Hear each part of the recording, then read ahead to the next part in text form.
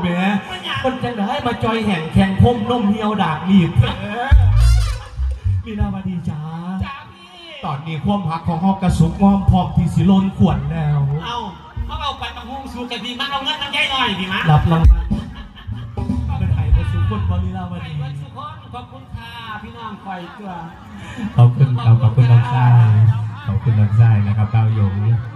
ขอบคุณหลายๆกำลังแรงใจอันคันผู้ยืนทางล่างขันว่าการลุกกับยกมือสายไฟเด้อครับ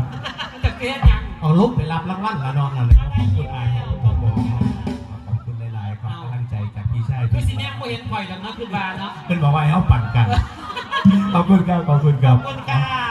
เมื่อวันนี้จ๋าจากพี่เนวาตอนนี้ความหักของเขากับสุกอมก็ปั่นมาหุ้งสุกแต่พี่เอาความหักเนาะให้เมื่อมันสุกมันก็มีความสุขมันก็เปรียบไปในทุกสิ่งทุกอย่าง